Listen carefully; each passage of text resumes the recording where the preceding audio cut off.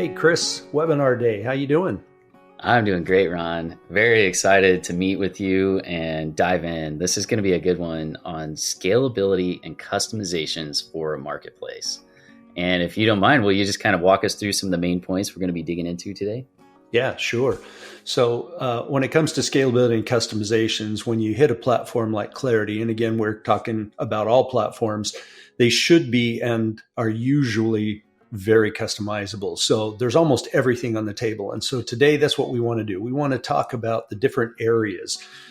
What does scalability and customizations mean in the numbers of vendors and sellers, or SKUs, or products, events, the number of auctions? What about transactions? How about reports and commissions and how complex it gets? So those are kind of the key areas we're going to walk through. We're going to dive into each one, and we'll try to talk about all the complexities of each of those areas.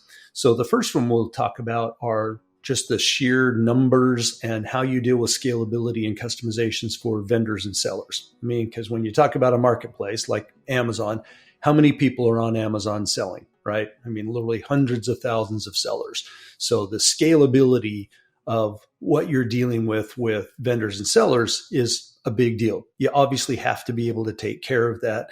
And within that, you have to be able to figure out how to deal as both you, the owner of the platform, with all of those vendors and sellers. You have to deal with the logistics of everything behind the scenes with them. And then you have to deal with, how do I serve up the UI UX for the buyers so that it doesn't affect them? What I mean by that, before I let Chris dive into this, when I go to Amazon and I buy 3 items, put it in my cart, and I go away, I have no idea. Most of the time, I don't even think about it unless it's Prime, right? Which we try to get Prime just because we get it tomorrow, right? But we're creatures of habit.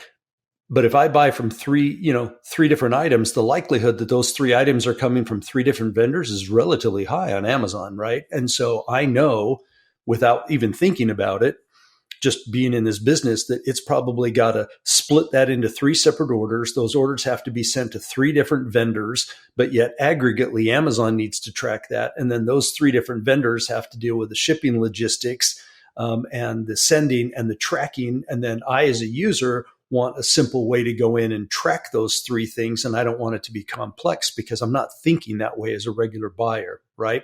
So that's some of the complexity that we're talking about. So Chris, why don't I turn it over to you and go ahead and start diving into some of these customizations and scalability issues that we deal with when we're talking about, hundreds to thousands to hundreds of thousands of vendors and sellers on a platform. Yeah, absolutely. I think one of the sort of perception challenges here is whenever we talk about scalability and customization, it sometimes implies, performance of the application and the infrastructure. And that absolutely is the case. Those are foundational pieces, but probably the biggest thing ultimately ends up being having the right business logic and intelligent data feed, essentially a feedback loop, and really hyper automation within the process to the fullest extent possible. And this really has to be a ever continuing opportunity, a literal nonstop, constant area of improvement. There's a acronym that Tony Robbins uses, constant and never ending improvement, or CANI.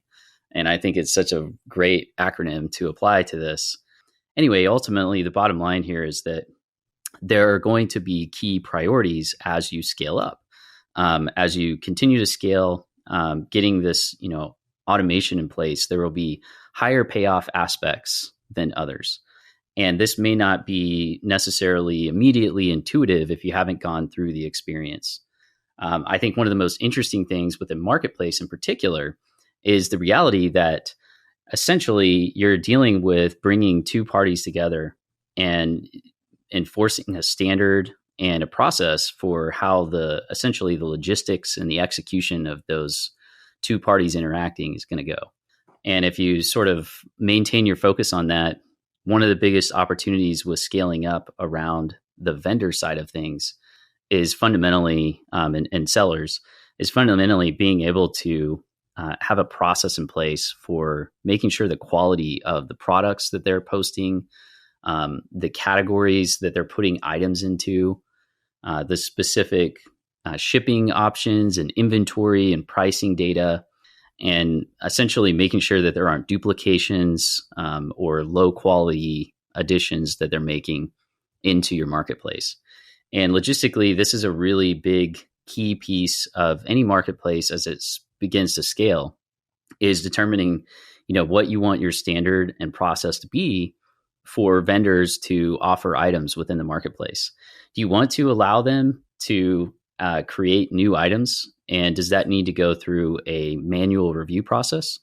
Does there need to be a simple flagging system, that we're going to implement so that vendors and sellers can upload and create new items, but they will get flagged if they don't meet certain criteria that the users who are browsing expect?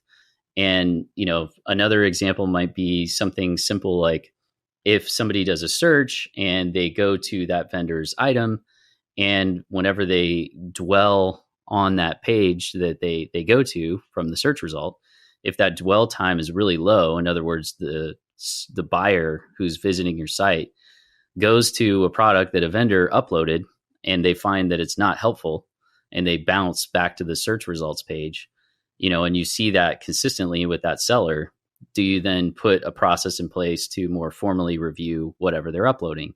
And these are some of the questions that you're going to want to think about, and really have this as a process that is, to the extent that it makes sense as you scale, that's as automated and clear upfront for the sellers and buyers that this is the standard that you operate with. Now, in addition to that, a lot of vendors and sellers will have this data incorporated into their ERP systems or other, product management systems, et cetera.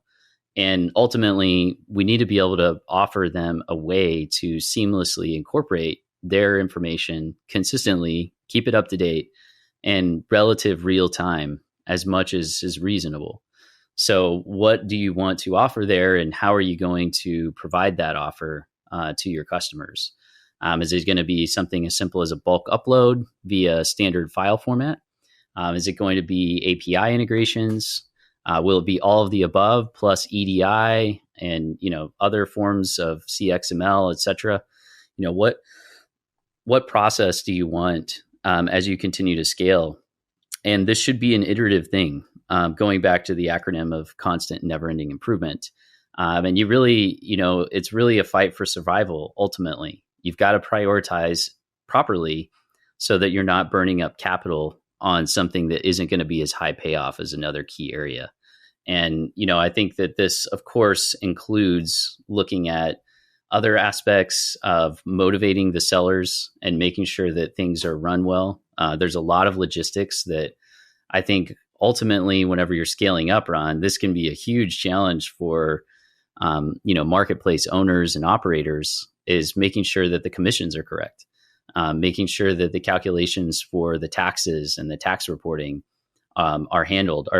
Is the marketplace going to handle that? And are they going to provide, reporting on that? Or is that the responsibility of the seller?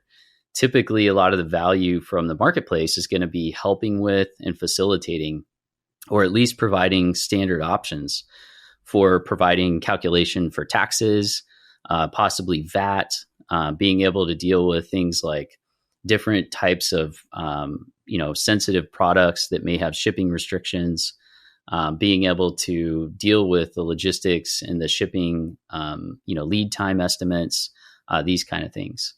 Any thoughts that you want to share on that topic with regards to the number of vendors and sellers and some of the automation that has to sort of, we have to feather it in. It doesn't make sense to do all of it all at once, because then you're going to burn through your capital too quickly, right? Yeah.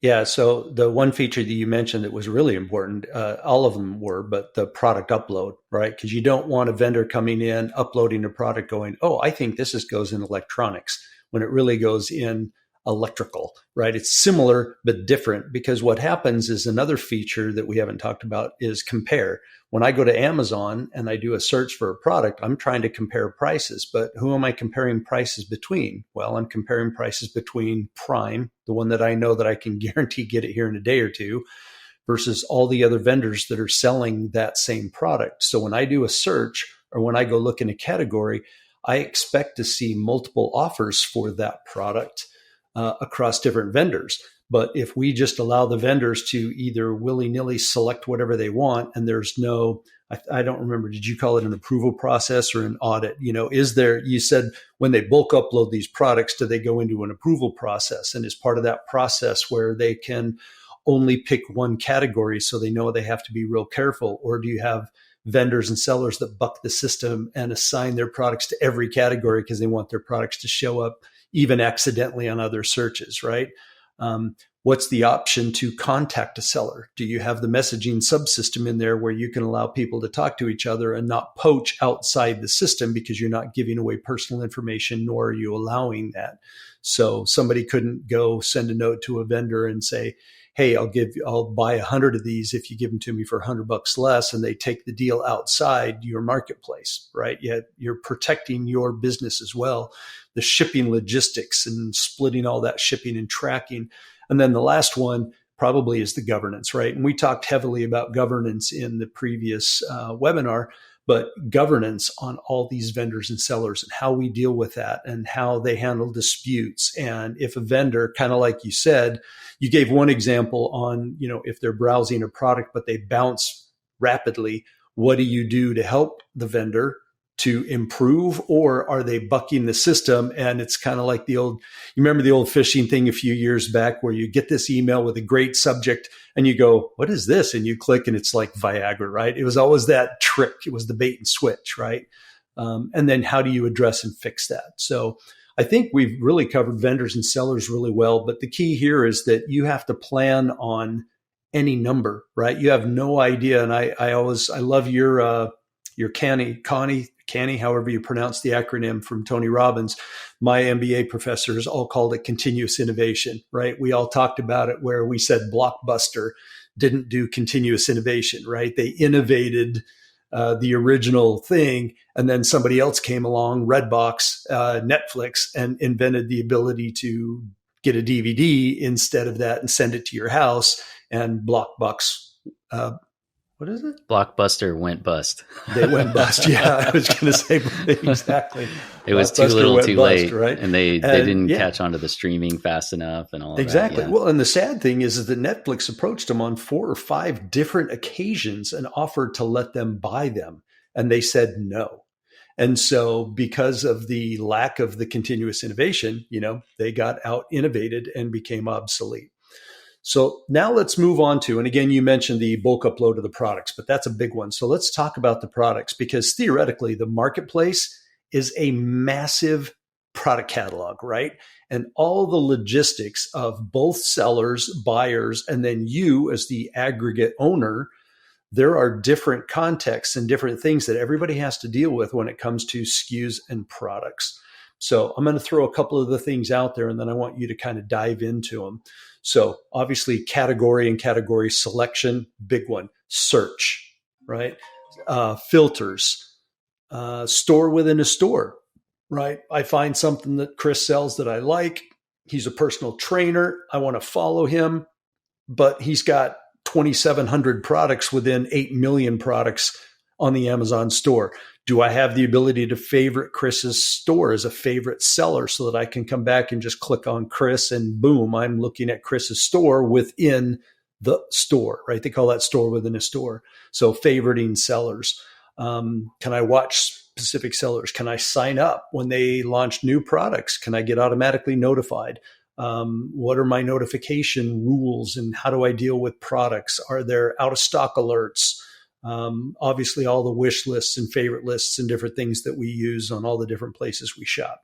So those are just some of the things that I want you to dive into. And obviously, please expound on anything else you've got, especially when it comes to bulk import and how do we deal with UPC codes or ASINs and how do we deal with multiple competing lookup numbers, right? So I've got a competitive SKU, but if somebody's looking for that product, my product's just an OEM version of that product, or my product's the real brand version of that product. So how do I go in and specify multiple SKUs and different numbers that are the same product, right?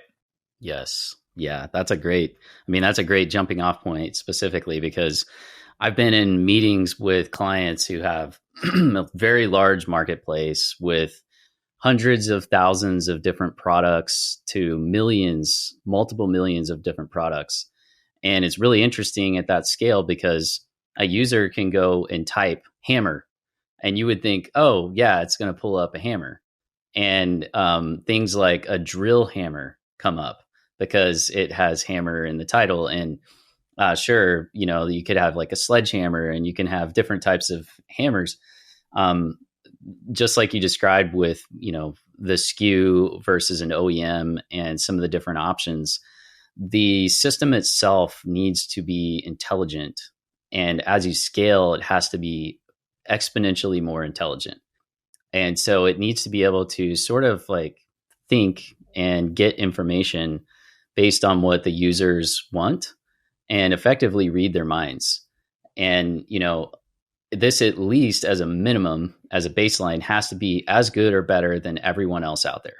If it isn't, then you lose. That's it. And that's the nature of a marketplace. And keep in mind that you have, 10,000 pound gorillas like Amazon that a lot of times people will just buy from them because they know the Amazon process and governance is extremely solid. And they have the resources to back that up with the logistics and the accountability for the sellers and the process that's really robust. And so foundationally, it's getting the products in, having a process for allowing those products to go through some kind of audit that ideally at scale needs to be more and more automated and intelligent. But in addition to that, it also needs to be intelligent with how it's presented to the user. And this is really, really challenging, but it's a solved problem. It's not something that, is literally rocket science, for example. It's something that's been solved. And so fundamentally, what it boils down to is having a really solid feedback loop and then being able to isolate the different niches and categories so that you can have a very specialized set of search results for every category and for the different visitor types that are on the site. And with the technology today, with deep learning and machine learning, which are subsets of AI, it's even more possible and even more important that you consider those types of technologies within your search results and your overall experience with your site. A lot of the users that are going to be using your site will have experienced the benefits of these types of capabilities, but they won't have, they don't necessarily know that it's AI and machine learning and deep learning that's going on. They just see the benefit of it. And so as you scale up, you're going to want to implement the ability to leverage your reporting and analytics data on your user behavior and allow the users to have a very personalized experience over time, and really sort of form an opinion quickly and then read the user's mind. That's the bottom line here. And this really does apply across a lot of nuances, like you were talking about, Ron, with, do they have the ability as users within the marketplace to sort of give feedback to the system that's explicit, that's very direct, like selecting favorite stores? Or is the system just going to learn based on their behavior? Because there's a lot of feedback that this marketplace can get just based on how long people are looking at things and what their intent appears to be based on their behavior within a particular product detail page or within a particular search result. And, we're responsible within the marketplace side of things as the operators of the marketplace, as the developers of this technology. We're responsible for making sure that we're at or above this kind of baseline that you're seeing in the overall marketplace market. Interested to hear if you have any thoughts on that, but that's kind of a general statement, is that, it is a very dynamic space. And one of the biggest foundational pieces is being able to deal with the fact that there really is going to be a potential to have a lot of confusion. And you have to, as a marketplace owner and operator, you have to work with software that's going to be proven to be able to deal with that and elegantly present it to the user in a way that they don't see or deal with the inner workings. They just get the result that they're expecting. And then you have to have a constant feedback loop around that, that, they can directly influence by favoriting things, by selecting stores, by changing the filtering based on the category they're in, and it being very discrete and specific to that category, but also intuitively learning based on their dwell time and based on their actual searches. Okay, this person is really interested in, custom wheels for, custom alloy wheels for their car. So we need to sort of learn from that and present accordingly. Yeah, no, I agree. A lot of people, some call that machine learning language, some call it AI, some call it predictability and personalization. But I know that, we've been doing for the last few years. And it's funny because we've had a machine learning module in our platform for, more than 5 years. I don't know. I've been selling it for a long time. But no matter how much I talk about it, I really haven't, it's only been about the last year that people are really starting to understand it. It's almost like they call me, they ask me, can you guys design and build a website? And I say yes. And then when I start asking questions about how do you want to market it? What's more important to you? SEO, CRO, we need to do both. And they're like, oh, we don't need to do that. And it's just like, they understand one concept and myopically think about the one thing, but they don't think about the full aggregate view of everything that they need to deal with. Right. And so one of the things you brought up that I loved when you kind of breezed by real quickly, as a rocket scientist, you always bring up these really nice little nuggets of gold when you mentioned AI, but we really didn't dwell on that, right? That's important. And I know right now we're doing tons of research, we're doing videos, we're doing development work to embed a more robust, we've already had machine learning, which kind of like I can go in and we can program rules and say, hey, this vendor came in and they searched and they looked at, like, we'll give you your hammer. They looked at 9 hand tools and 1 power tool, and then they went away. And the next time they came, we served them up a 10% coupon off hand tools. Why did we do that? Because the dwell time and the number of products that they looked at, 90% was hand tools. So we went and wrote a rule and blah, blah, blah, right? That's the kind of stuff you can start doing to help increase, but take it even further when you can start making recommendations. Ron goes to look at a laptop. Down the right-hand side, there's 3 different lists. One list is, here's the top 3 selling laptops right now that are trending.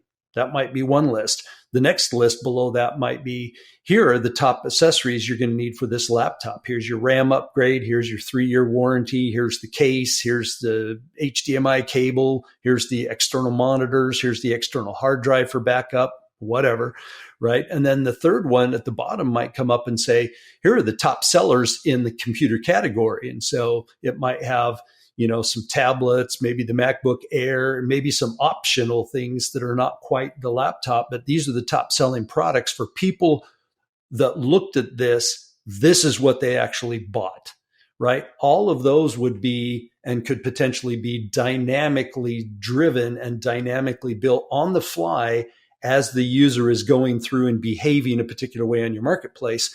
Every single one of those things should and most likely would drive additional conversions and additional sales.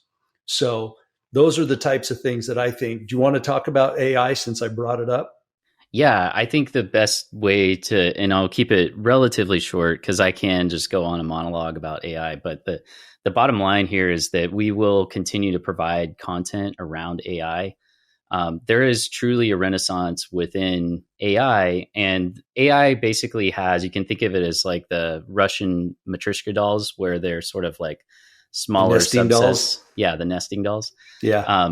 You have AI as a big bucket, then you have machine learning, and then within that you have deep learning. And a lot of the renaissance that's occurred over the last several years in particular is based around deep learning, as it's called. Now, to boil it down really simply, if you recall back in high school or college or middle school, whenever you did the fitting of data points to a curve, that's basically what AI does, and it does it on multiple vectors or dimensions. because it has a lot of data. So we're looking at a lot of data. So it's not just a 2D graph that we're fitting the data points on, we're fitting it on multiple dimensions. But it really just ends up being really basic matrix multiplication. It's not very complicated, but it does, whenever you sort of get at scale, it does require relatively decent amount of focused compute resources. And what we're doing is we're basically teaching through form fitting of the data to equations. We build this set of equations through weights that we can apply to these different. It's literally just form fitting, the data to a equation that models it. And we have, in most cases, thousands to tens of thousands of different sort of coefficients that define the curve and the slope of those different form fits. And this ultimately is what makes it so powerful, is that a lot of the research over the last several years has become very open source focused, very focused around providing the data models and the underlying coefficients and weights and process that people have used to get these incredible results that they're getting. And so now that basically is a requirement for anyone who wants to be very competitive over the next several years within a marketplace. That's going to just be a baseline. So you just need to know that if you're wanting to continue to be relevant and competitive over the next 3 to 5 years, you're going to want to incorporate some of this renaissance that's occurred. Someone's going to do it within your space. So is it going to be you, or is it going to be your competitor? And just as you described, Ron, these capabilities essentially include learning based on the data what users are expecting and what they would see as like associated, recommended items. If they're browsing for this item, they need to see the other items that other folks purchased and were happy with. Whenever sellers are going through the process, they need to have recommendations for gamification to keep them engaged. And I mean, there's a spectrum of about 20 different topics that we definitely will go into in a separate video. Highly encourage you guys to like and subscribe to this video if you're interested in seeing those more detailed videos. You can leave a comment as well, and we'll respond to you and let you know once the more detailed AI-based and machine learning, deep learning videos come out. But anyway, suffice to say, the bottom line here is that because it is something that is open source and it's rapidly developing, you're probably going to continue to see an acceleration of this adoption within marketplaces.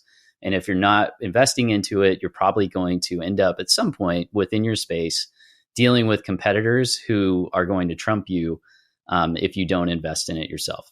Yeah, that's true. We've definitely seen that acceleration, and that's why I've seen you double down on our investment in the research and bringing that more into our platform, where we were kind of at the machine learning.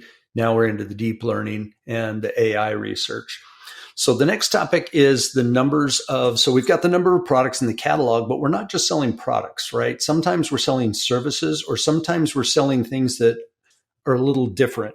So is eBay a marketplace? Well, yeah, it is, right? Instead of just having products, we're having auctions, but those auctions are selling products or services as well. So, and other things that might be sold are events. So what does that mean? Well, we've got other sites that are selling trips, right? One of our clients is Catholic Travel, right? And they sell those excursions, that I think they call them, over to the Holy Land, right? To Israel, things like that. Okay, well, they have a marketplace, and that marketplace will sell memberships, timeshares, events. They can even be ones that are private, right? So their local pastor, whatever their title is, would put together a trip and then send that number to everybody. Everybody would come in and put the number in, and then they would sign up for that travel itinerary. And then we have to deal with a whole nother thing where they do layaway payments, and they're paying for the trip for, 2.5 years before they go. Things like, there are things that can be really complex. So when you talk about numbers of events and the numbers of auctions, that's a lot of other things that we have to talk about, because with auctions, I might have now, and again, this is a little bit different than the traditional watch list of Amazon. When I'm dealing with an auction, I'm going to have now watch lists where I'm watching auctions where, as the price goes up and up and up, or down and down and down based on the type of auction, right? I want to know where that is at any point because it may go out of my purview and I may not want to bid if it goes up over a certain amount. Or I want this thing no matter what. So I'm watching it and I need the notifications when somebody outbids me and I need the ability to put a max bid, things like that.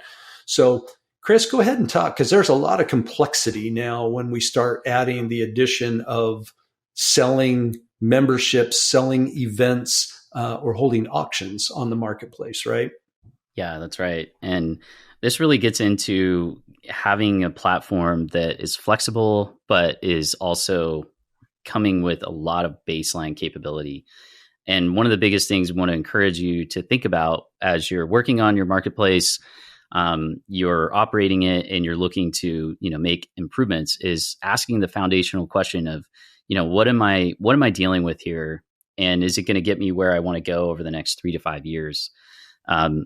Probably one of the biggest challenges is, understanding that some of these features and capabilities are multiple millions of dollars of capital investment to really build out properly. And so if the platform you're working with doesn't have that foundation already, somehow that's going to have to get into place. So I would say that's probably the biggest thing is, making sure there's alignment with where you're going over the next 3 to 5 years with whatever platform you're going to be working with or transitioning to working with. Does it have those big, chunks of capability as a baseline? And then to your point, Ron, it's very complex as you get into things like recurring memberships and making sure that users have the right presentation so they can see when those memberships are going to renew. They can receive the right kind of notifications in advance so their expectations are managed and they don't forget. If for whatever reason the renewal doesn't process properly, they get the right kind of follow-up and incentivization. Upselling the membership so they can upgrade to the next level. These are all really important pieces, and that's just sort of scratching the surface on the membership front. But there's a lot of value with the marketplace to offering different membership levels. These can be based on, paying for a membership. It can be based on behavior and incentivizing sellers and or buyers to sort of, be good stewards of the marketplace and therefore receive certain membership benefits. So these can be combined, of course, and there needs to be logic to be able to handle that at scale, right? And then, similarly, if we get into auctions and events, these are big opportunities to sort of expand the scope of your marketplace, or, be able to execute properly within your marketplace for your niche or niches that you're focusing on. Depending on the business model, it really may be critical that you have the ability to execute on, running events, being able to sell, admission to those. It could be virtual events. It could be live events, being able to deal with all of the transactions for that, coordinating, allowing people to have, selection and limited access to certain things, changing their roles and access to things based on, the fact that they are participating in the event. And then again, going to auctions, same type of concept here with, the level of fidelity necessary for these areas. And one of the key foundational pieces that I'll point out about all of this, especially as you scale up, is looking at the entire workflow and understanding what we would sort of call a happy path, which I would just generally define as like the standard flow that someone's going to typically go through. And then you also have what I would call edge cases and identifying, those sort of nuanced situations that will most likely occur. They won't be very often necessarily, but they will occur and we need to handle those. And being able to appropriately prioritize around the happy path and really streamlining that, polishing that workflow, and then prioritizing different edge cases so that those can be, automated to the point where they're very self-service and sort of self-healing when an edge case comes up. And so this dramatically applies to auctions, of course, and it really, a lot of it has to do with expectation management, with the messaging within each of the steps in the workflow for both buyers and sellers, and really understanding how to present that to the user. And then also with messaging and notifying them at the appropriate point and allowing them to have full control over that messaging cadence and the channels where they receive the notifications. So this would be, do I receive a notification about an auction every second if I'm been outbid? Is it an auction that I don't care about? So stop messaging me so much. And how do I delineate between that?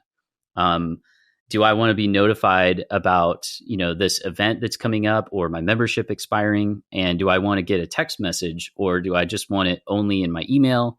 These are the questions that the users need to be able to understand where they can modify these settings and feel confident that it's going to have the fidelity, but it's not going to be too overwhelming in order to meet their needs. And so this is a balance. And again, these are the kind of things that as you scale up, they're going to make or break the credibility and the trust that folks put in your marketplace. And I'm curious if you have any thoughts on that as well, Ron.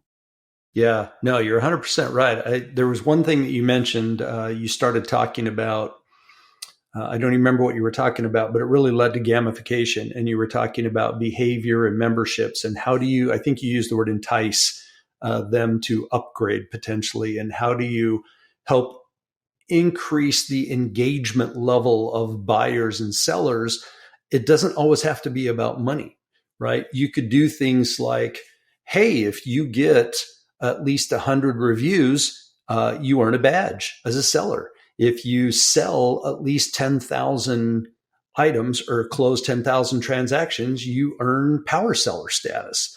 So gamification is a very large, huge incentive, right? It's just as big as reviews. I mean, I know, we just bought a brand new bed and a rug for our master bedroom, right? And it was amazing to me. I'm just like, look, it's a couple $100. Who cares? And my wife's like, no, you have to go read reviews. That one has better reviews than that. She spent like 3 hours reading reviews over a $300 bed frame. I'm like, who really cares? But she does, right? She does not make a decision. She does not make a purchase unless she goes through every single review and reads them. And she goes straight to the negative reviews and she's like, oh, that's dumb. It's about shipping. It has nothing to do about the product, right? She's very intelligent about the way she reads the reviews and uses the reviews. And she looks for customer uploaded pictures and how it looks in their bedrooms. I mean, she really makes the mobile online experience as close to brick and mortar so that decision is like she has actually seen it and trusts, right, when she hits that button to buy. Those are the types of things you have to think about because you have a lot of buyers that are like that. So how do you bring that experience close to them? How do you make them trust the sellers that you have on your platform? And if you're not allowing reviews and uploaded pictures and gamification and badge and power seller and all that kind of status, and if you don't have the governance that protects them, you could drastically negatively impact the system. But also, if you do have those things, you could drastically impact the positive engagement of not only the buyers, but the sellers as well, because they want to earn that next badge. They want to earn that next level because there's some additional benefit. Maybe they get for a day or a week, maybe they get to pick one of their products that becomes featured on the homepage if they hit, when they hit 10,000 views. It's not going to cost you anything.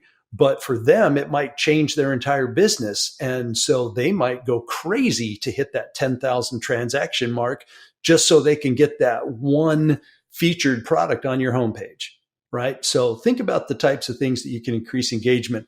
Did you want to touch anything on that before we go to the next one, Chris?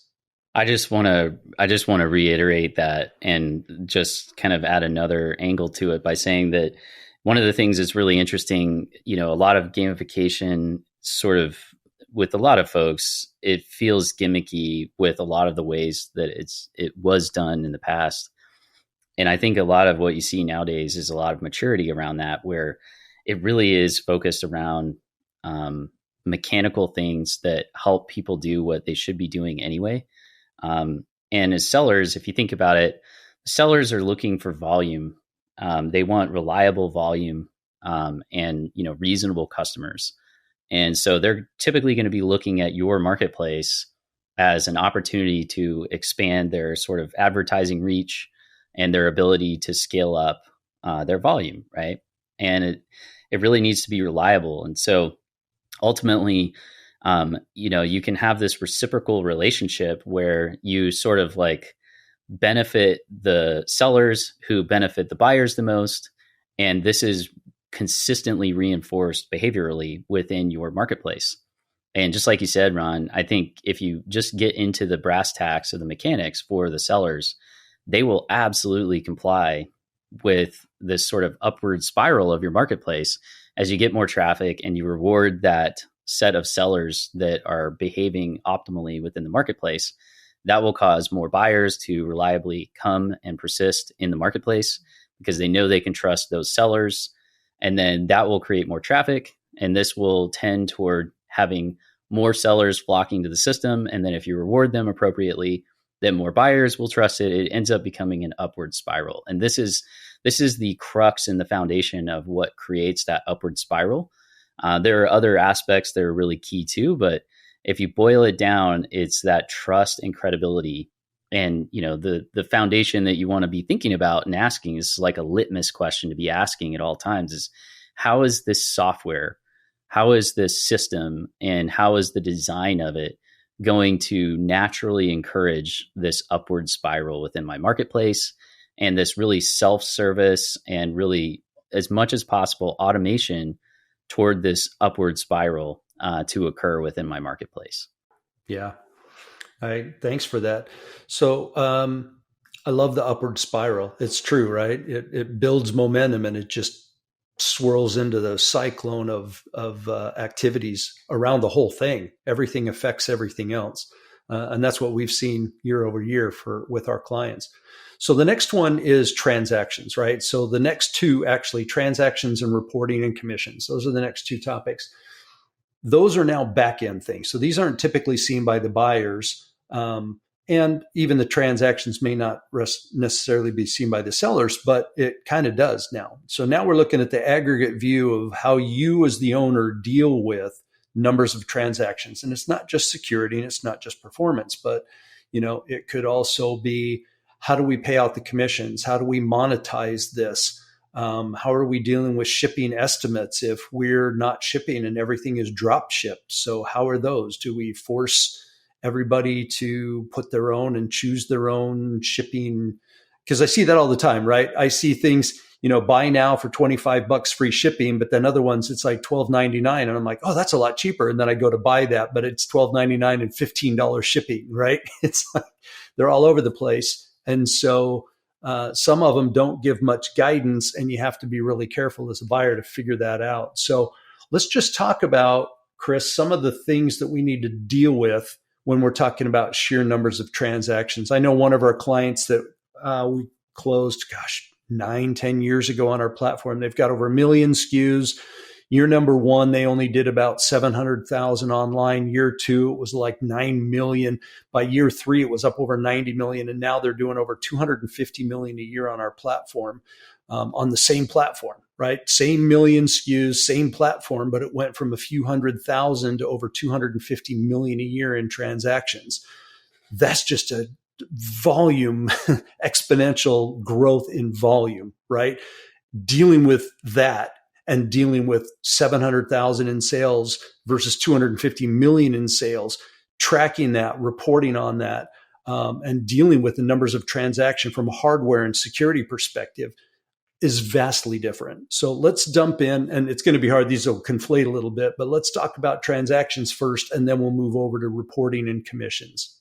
Absolutely. Well, I would say foundationally, there needs to be as you always say, the crawl, walk, run. And that's really what we see so much success for clients with, is understanding a mature thought process that it's not best typically because you're just not going to be able to execute on everything at once. You don't want to boil the ocean all at once. So you really need to have a real view of where your business is and what level of maturity it is to be able to automate and scale things.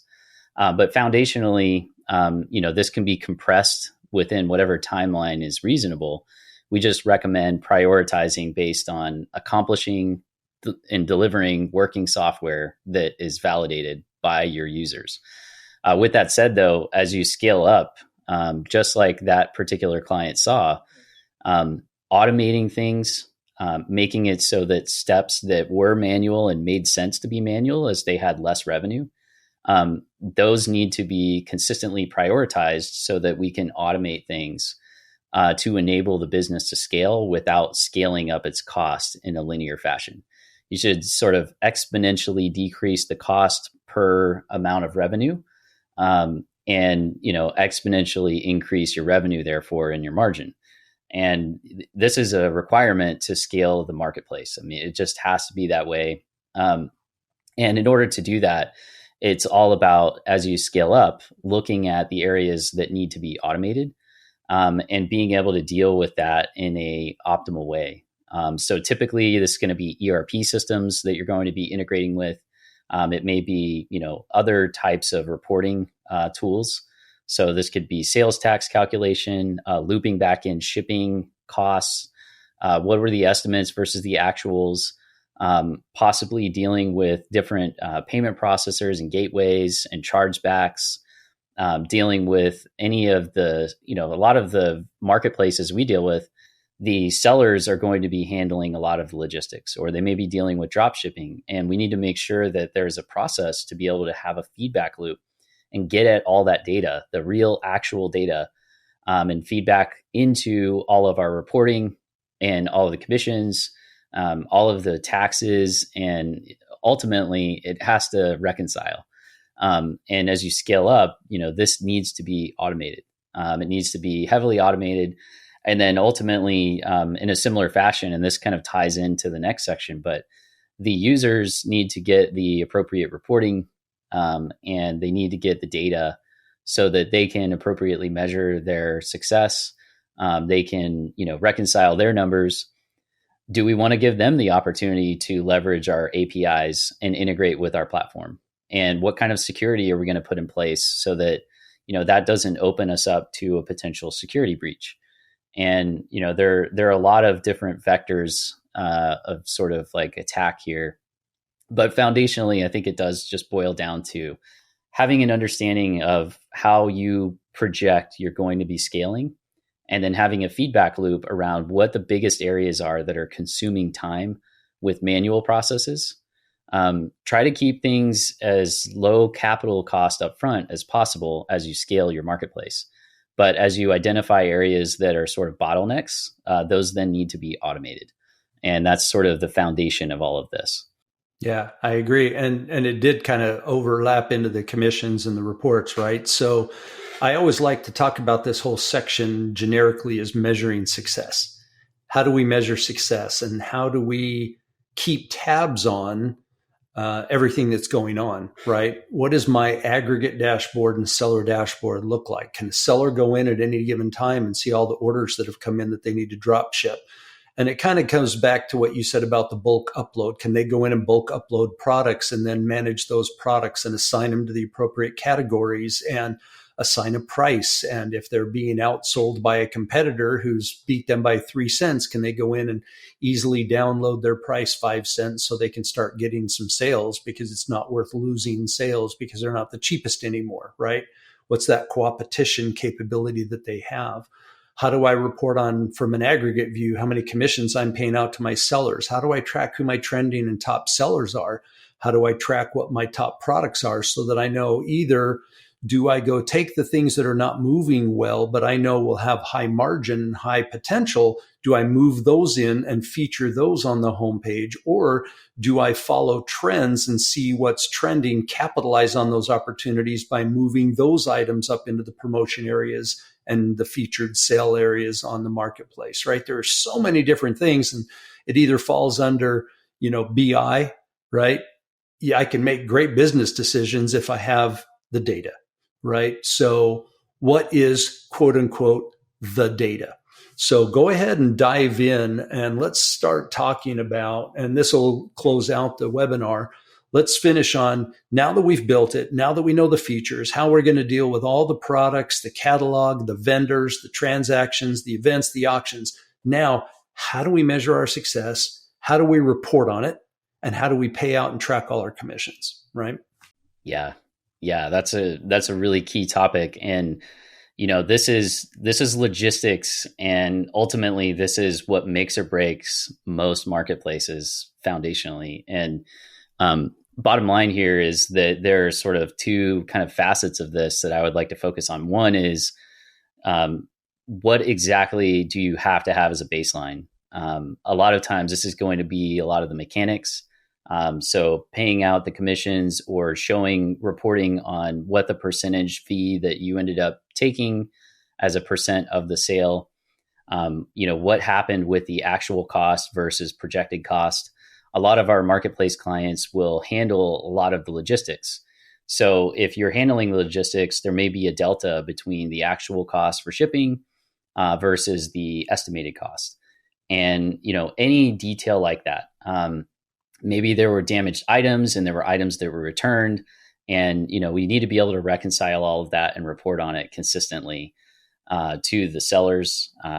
And in some cases, to some extent, you may have reports you want to show to the buyers, but typically it's going to be mostly oriented around the sellers.